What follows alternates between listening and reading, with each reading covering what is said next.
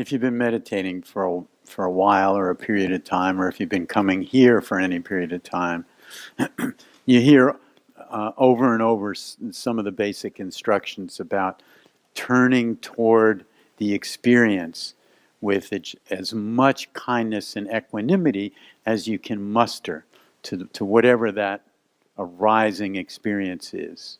You know, that's a primary MO of practice, turning toward. But we've got to be real and not forget that you're human, and sometimes you just don't feel like turning towards what's happening because it's not pleasant. It's difficult, challenging. And as humans, we're wired to move away from unpleasantness. I always use the example of 10th grade biology and the slide of the pond water. And there's always some joker, you know, you get all the little animals in there and somebody turns the Bunsen burner on a corner of it and you watch the little creatures try to run out of the slide on the other side. That's naturally what we do. And I have a friend who I talk to a lot, and I always get a chuckle. I always ask him the same question, like, what are you know, how are you doing? What are you up to? And he says, well, real deadpan, my day is very simple. I slither away from pain and slither toward pleasure. And I do this all day long. He's honest, you know, and in some form, we're kind of doing that ourselves. You know, we may not be aware of it. But anyway. So even though you have the intention of being fully with whatever the phenomena is, whether it's grief, sadness, physical pain, the arising of shame, guilt, you know, the difficult things, sometimes we just can't be fully with it. Our nervous system isn't up to the task. You know, we're not fully on board, and we might repress or deny.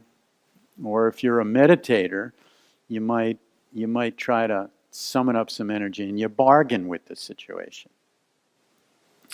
Bargain, you know, you think bargain. Well, as a meditator, you know that if there's something unpleasant happening, and you bring your full kind attention to it, that it will change, you know. But the secret bargaining is, you really want it to change and go away. It's not like you're just wide open to, oh, let's just see whether this physical pain or emotional challenge, whether it will increase, decrease, or stay about the same, because those are basically the three things that happen with phenomena. They intensify, they de-intensify, or they kind of roll along about the same. So with meditators, they know, oh, I'm supposed to like turn toward my experience and be with it. But a lot of times we're bargaining a little bit, you know, on the side. Like, if I stay with this pain and with some equanimity and balance and kindness, well, I really want it to go away. You know, so we're human. And that's okay. If we can be mindful of our bargaining that's going on, we can just include that in our kind acceptance of what's happening now. Oh, you know, I'm not fully accepting this. I've got a lot of resistance today, you know, and with that recognition of what's actually happening, there can be some compassion that arises for our situation, you know, and having some empathy for our human frailty. You know, and we've got that natural desire to slither away from unpleasant things. But we also know in our wisdom that, gosh, we have to, you know, if we're going to learn, grow, heal, and digest stuff, we eventually have to face it.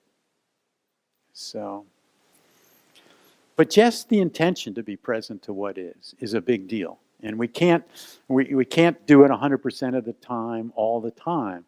But that intention is really important. it's like preparing a seedbed for healing, for our growth, for our deeper understanding. And for the arising of courage, because it takes courage to face things that are difficult, But that's part of the spiritual journey.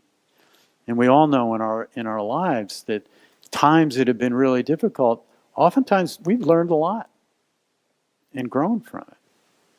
So this process of turning toward experience is central to what we do as a practice and gets described in various ways. But at its base, it's just very, very simple. So let's just do a 2-minute reflection here. Just close your eyes.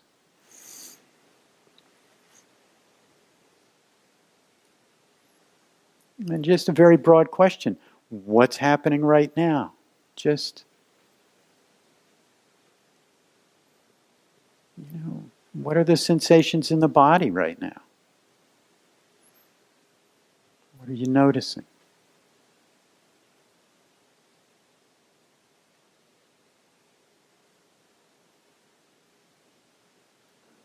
Are there any emotions present? Is there one that might be predominant and some other ones? Or not so much?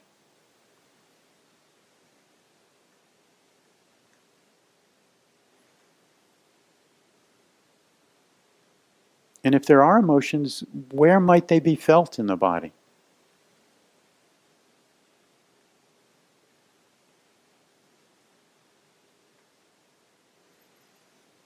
If something has been troubling you and it comes up, where might you feel that? And can you just stand with it with some kindness, not trying to make it go away or hide from it, just being with it like you would with a friend who's suffering or who has suffered a loss. You just show up.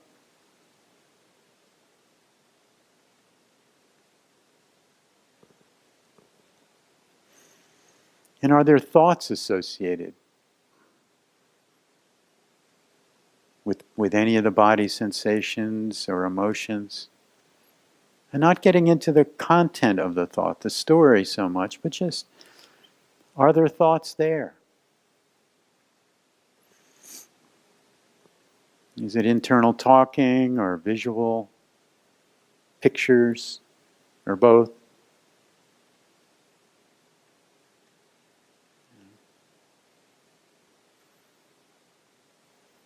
And right now, which senses are activated?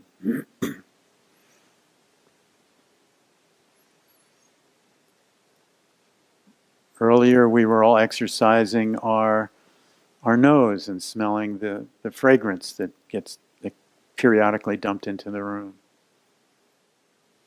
But what other senses might be active? You tasting any of your dinner that didn't get completely brushed out?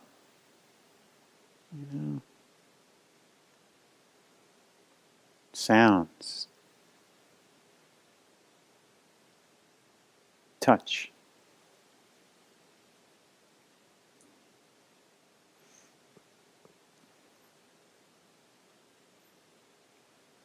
So we're paying attention both internally and externally. That's the practice. To our full experience that comes through the senses. Okay, open your eyes if you like, or keep them closed.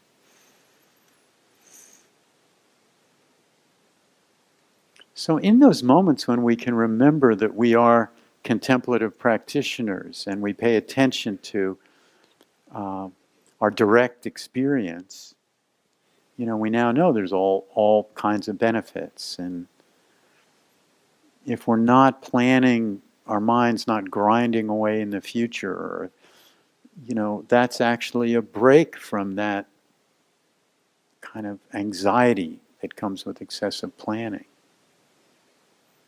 And if we have a moment of mindfulness where it's just our direct experience, We're not rehashing something in the past that we've already rehashed a million times that tightens us down. And the nervous system gets a little R&R when we're doing that simple mindfulness.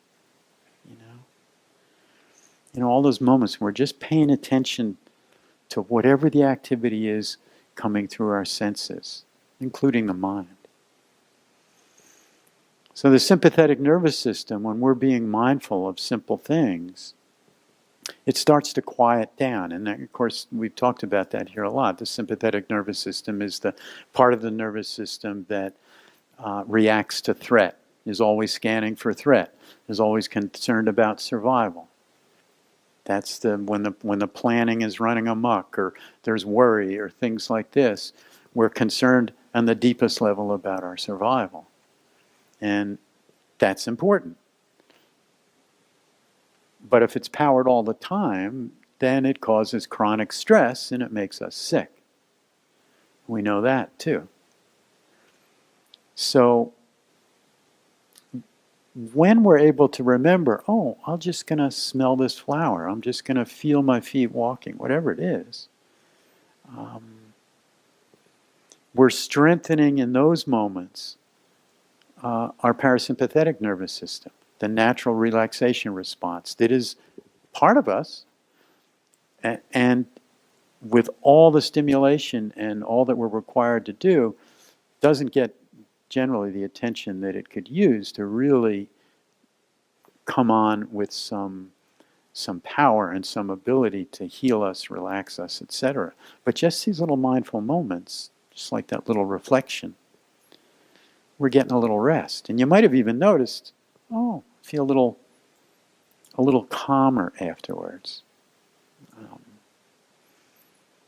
So there's our whole life is an opportunity, whether we're taking a shower and actually feeling the water, as opposed to thinking of the 10 things we have to do and how fast we have to dry ourselves and get our clothes on to get out of there in 3 minutes, like back in gym class in junior high, It's like actually feeling the water, the warmth or the coolness and the soap and the whatever fragrance or non-fragrance is happening in the shower. That's a real vacation for our sympathetic nervous system. It can chill out. The parasympathetic nervous system starts to come on, So, and in the springtime, when everything is just popping like it is out there, and all the colors and fragrances and activity and the bees and the insects and everything that's happening, just spending a little time with that, it's just glorious. Just simple acts of living. So tonight I wanted to talk for a few minutes about one of my favorite conceptualizations on how to deal with the vicissitudes of life. And it comes from a 12th, 13th century Korean Zen master named Chinul. He lived in the 1150s to the early 1200s. And there's two aspects of his teaching that I really like. One is he liked to call it Tracing Back the Radiance. Okay? And the second is he had a number of reflections that he worked with his students about the value of sudden awakening and the effect of gradual cultivation, how they interplay. So Chinul, like the teachings that you get here and you get in other meditation classes, he taught his students, look, start where you are. Whatever is in the heart, mind, and body is where we have to start. It could be worry, could be lust. It doesn't matter what it is. That's just fine. We recognize what it is. We start there. And whatever it is, we allow it to be. And so that's where can we kind of turn up the courage to face it as opposed to try to deny it or repress it, etc. and to embrace it in a kind way, to be with it without interfering. And we do notice that if we're able to stay with any phenomena with patience and kindness for a period of time, it will change. And as I mentioned, it will increase, decrease, kind of stay about the same. But if we're with it with a patient equanimity, not pushing or pulling on it, eventually it will relax out. It will have its arc of existence, coming into being whatever it is, the worry or the fear or the body sensation. And if we're with it without resistance, eventually it kind of runs its course and dissolves. Because everything in nature does. Everything in nature is kind of on an arc. Those of us that are older know it. We know that arc and kind of where we are on it. And so then under this patient equanimity, whatever might have first caught our attention or we become aware of, maybe something else then arises. And we put that same patient attention, kindly attention on it. And we watch it through its natural organic arc. And we do that and we do that. And if, and I won't say if we're lucky, but eventually,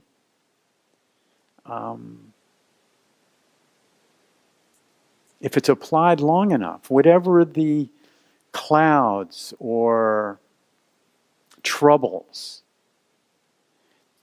they clear, they open, and for some moments there is this clear, radiant, luminous kind of heart-mind that appears, that's at peace, that's always there, you know. We don't have to create it. We have to find ways to navigate back to it. And this is what Chinul talked about with tracing back the radiance. And you might be thinking, well, I don't have any clear, luminous, radiant mind. That's not there. I'm just a jumble of worry and confusion. But I want to challenge you with that because you've all had those kind of experiences, those momentary experiences. That you have that and felt that perfected heart mind. And this time of year, you're watching a flower open. You're feeling the warmth of the sun finally after the winter. You're watching something in nature happening, and for a moment, there's no separation between you and the phenomena. There's not a dualistic thing happening. It's just this phenomena. You're knowing it, feeling it, And the boundaries temporarily disappear. Well, that's the natural perfected heart-mind, the luminous heart-mind that these teachers have talked about. We have those experiences. We might overlook them, but they're there, and we can pause. It just wasn't yesterday. It was the day before. I was out for a run. Although at my age, the best I can do is a jog, and it's really mostly a slog. I mean, that's the way I look at it. But I get out there, and I go along this dirt road, and there's one place. It's a lower area, which generally holds moisture, and there's not many cars at all, hardly at all. And the butterflies congregate there for the moisture. And you've seen spots like that. And I love getting there and I see, well, what's the current, who's there, what types of butterflies are there. And so the other day I was, and also the downside to that is when a car comes by, there's some level of carnage. Some of the butterflies are killed, some are wounded, and that kind of thing. So I'm running and I'm thinking, I'm going to see the butterflies kind of get to the bottom of this hill, and then a car passes me, and I say, So I get there, and there's a few casualties, and then there's this one, the black and yellow, the tiger swallowtails. And she's got a chance, but she's still in the road trying to get her stuff together, So I stop and I put my finger down, and I'm thinking, well, I'll just put my finger down. And she gets her little feet on there, and she's got enough strength to hold on, and I take her. And in that moment, boy, I am not planning my future. I am not worrying about anything. I'm not like rehashing some terrible event. It's like, I'm like totally there, Put her down on the grass, So it was like this full experience of the heart being completely open, fully awake to what was going on, And then wished her well, and carried on with my run or slog and whatever else was going on in my mind. But in that moment, it was like, this is the perfected heart mind. We have those all the time. And these practices are designed to make those moments more and more the default situation. Maybe some of you also have a repeating, challenging energy, and it's all wrapped into survival. But planning, that's my challenging energy du jour. There's a lot of that. I've come to I've gotten pretty comfortable with it and work with it. But it's a whole tracing back the radiance experience every time that it's there. And sometimes it's kind of moves through quickly, and sometimes takes longer, and sometimes it doesn't move through at all. But when I recognize that I'm in a kind of affliction of some excessive planning. I mean, we all have to plan, or nothing happens. But when we just keep grinding it, it's excessive. And I start to look, well, what else is going on? And I can often find some anxiety driving it. Sometimes it's kind of acute. Sometimes it's real subtle. And then, of course, the meditation instructions are, well, where do I feel this?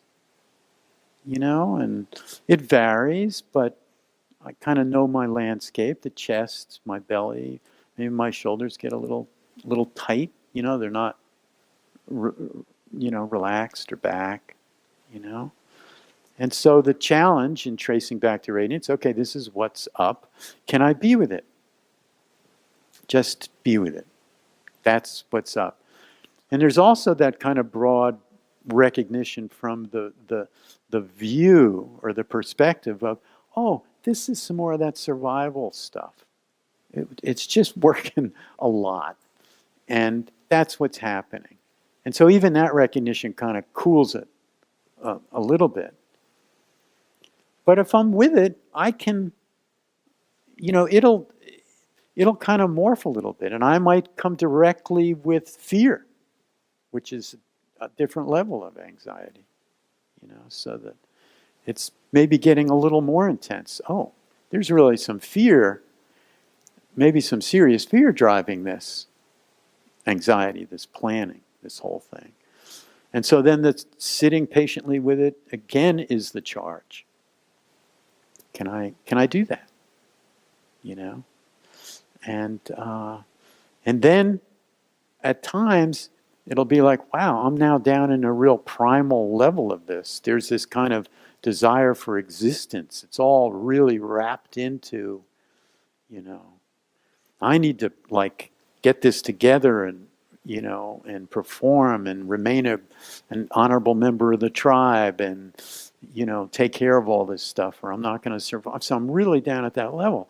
And then it continues to require that kind of patient acceptance. What's all this that's happening? But eventually, on a good day, that kind of opens and dissolves out. And there is that same kind of opening, that same kind of feeling that I had with that little butterfly. It's just a presence, And for planning, it's an easier kind of route for me because I've done it so often. And, usually it's pretty good. But in life, we're hit with all kinds of different things. You know, and the other day I got some news that was troubling in a different kind of a way. And so that pathway wasn't as greased as it was for planning. And so it ultimately did not open, you know, into that perfected heart mind because the intensity of it was too much. But so what? You know, I mean, I get to, you know, work with it, and then I get to do it the next day if it's still there. You know, sometimes we open to that perfected heart mind, and sometimes we don't. But it's a worthy exercise of tracing back the radiance. And so over time, more confidence develops. That's a big factor in a contemplative artist, of which you all are. Oh, I can deal with this physical sensation or pain, or I can deal with this emotional thing that's happening, or I can deal with this loss, or whatever it is, because we've done it over and over with some measure of grace and acceptance. And sometimes it's quicker, sometimes not so much. Jean had a quote from Ajahn Chah, I think it was last week. Was it last week? Yeah. And I'm going to read it again. And it's his kind of flavor of tracing back the radiance. And he's a Thai master. There are two kinds of suffering. The suffering that leads to more suffering, and the suffering which leads to the end of suffering. The first is the pain of grasping after fleeting pleasures and aversion for the unpleasant, the continued struggle of most people day after day. The second is the suffering which comes when you allow yourself to feel fully the constant change of experience, pleasure, pain, joy, and anger, without fear or withdrawal. The suffering of our experience leads to inner fearlessness and peace. Inner fearlessness and peace. That's that confidence, you know, and those moments of breaking through into that natural, perfected heart that's with us all the time. And so we do this over and over, gradually, cultivating organically a heart mind that feels and knows its way back to the radiance. So that brings me to the second aspect of Chinul's teachings that I just want to touch on. He talks about sudden awakening and gradual cultivation. And so this, in his book called Tracing Back the Radiance, there's a lot of questions from students in his answer as it was recorded back in the early 1200s. So the question, you have said that this twofold approach of the sudden awakening, gradual cultivation is the track followed by thousands of saints. But if awakening is really sudden awakening, what need is there for gradual cultivation? We hope that you will expound further on these two ideas of sudden and gradual and resolve our remaining doubts. Chinul says, first let us take sudden awakening. When the ordinary person is deluded, they assume that the four great elements are their body and the false thoughts are their mind. They do not know that their own nature is the true Dharma body. They do not know that their own numinous awareness is the true Buddha. They look for the Buddha outside their mind. While they are thus wandering aimlessly, the entrance to the road might by chance be pointed out by a wise advisor. If in one thought they follow back the light of their mind to its source and see their own original nature, they will discover that the ground of this nature is innately free of defilement and that they are originally endowed with the wisdom nature which is not a hair's breadth different from that of all the Buddhas. Hence it is called sudden awakening. And of course in Zen there's the moments of satori, where everything kind of clears, you know. And then he says, next let us consider gradual cultivation. Although they have awakened to the fact that their original nature is no different from that of the Buddhas, the beginningless habit energies are extremely difficult to remove suddenly. And so they must continue to cultivate while relying on this awakening. Kind of treasuring, seeing, feeling the awakening. Through this gradual permeation, their endeavors reach completion. They nurture the sacred embryo, and after a long time they become a saint. Hence it is called gradual cultivation. This process can be compared to the maturation of a child. From the date of its birth, a baby is endowed with all the sense organs just like everyone else, but its strength is not fully developed. It is only after many months and years that they will finally become an adult.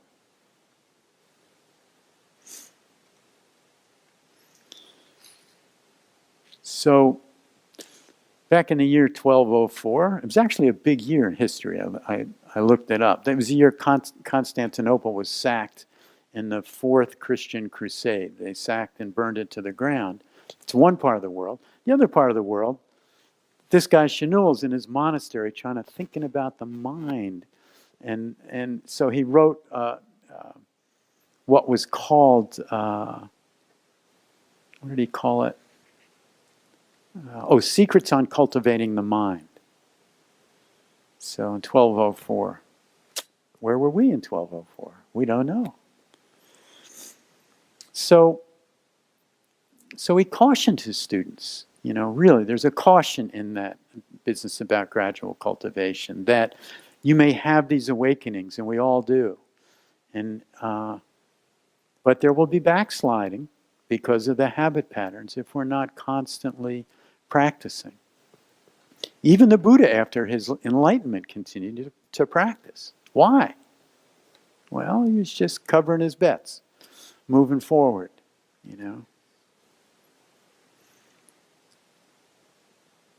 So through this tracing back the radiance, and it's called other things, but through that, our nervous system is learning the pathway back to what's really here, this perfected heart-mind, and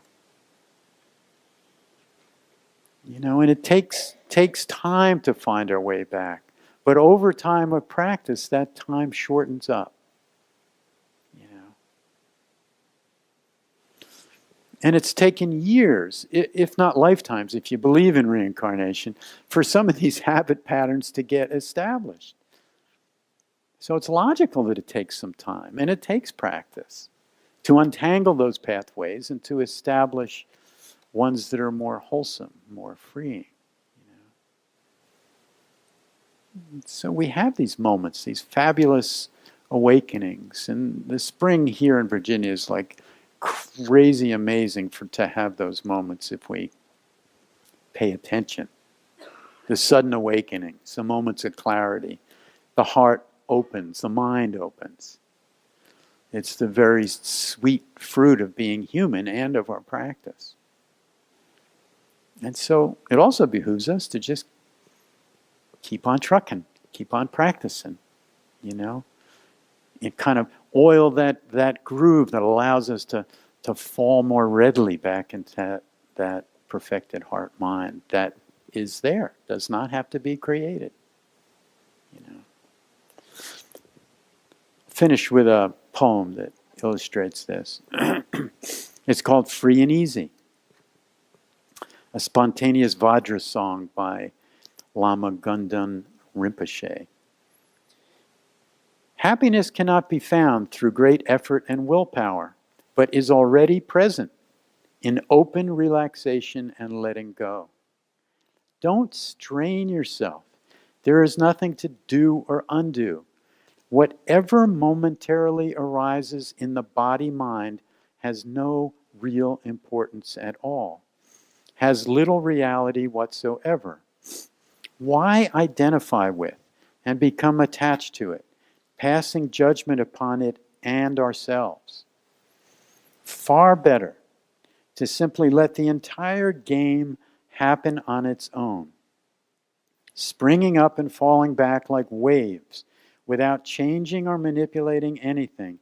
And notice how everything vanishes and reappears magically, again and again, time without end.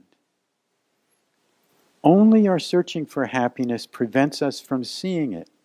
It's like a vivid rainbow which you pursue without ever catching, or a dog chasing its own tail. Although peace and happiness do not exist as an actual thing or place, it is always available and accompanies you every instant. Don't believe in the reality of good and bad experiences. They are like today's ephemeral weather, like rainbows in the sky. Wanting to grasp the ungraspable, you exhaust yourself in vain. As soon as you open and relax this tight fist of grasping, infinite space is there, open, inviting, and comfortable. Make use of this spaciousness, this freedom and natural ease. Don't search any further, looking for the great awakened elephant who is already resting quietly at home in front of your own hearth. Nothing to do or undo, nothing to force, nothing to want, and nothing missing. Amaho, marvelous. Everything happens by itself. The paradox of practice. So enjoy the spring. Thank you for your attention.